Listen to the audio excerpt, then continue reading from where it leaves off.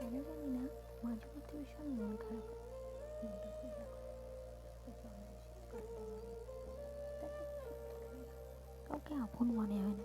সামান্য কিছুতে বড় আঘাত লাগে, তখন আঘাতের কারণ খুঁজতে চেষ্টা করি, কিছুতেই খুঁজে পাই।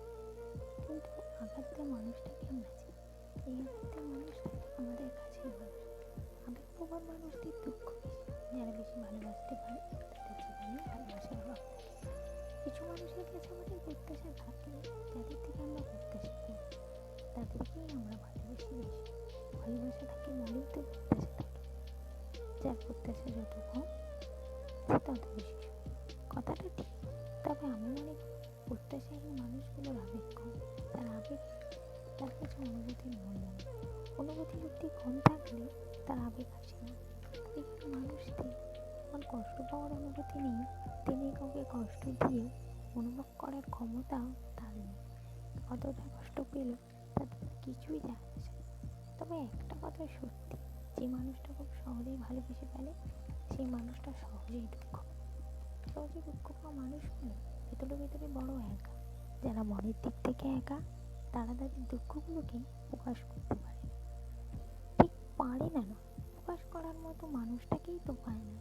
সব থেকে কঠিন সত্য হলো, আমরা বেশিরভাগ মানুষ যাকে খুব ভালোবাসি সেই মানুষটাই বড় আবেগী এবং কম অনুভূতি সম্পন্ন হয়।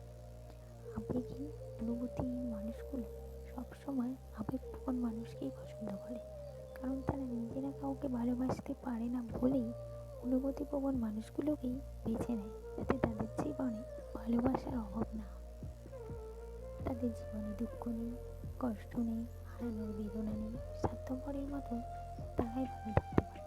দিনের শেষে যে মানুষটারই ভালো থাকা হয় না, যে অন্যকে ভালো রাখতে পারে, যে ভালোবাসতে পারে, যে পারে অন্যকে আগলে রাখতে, কিন্তু তাকে আগলে রাখার মানুষ নেই।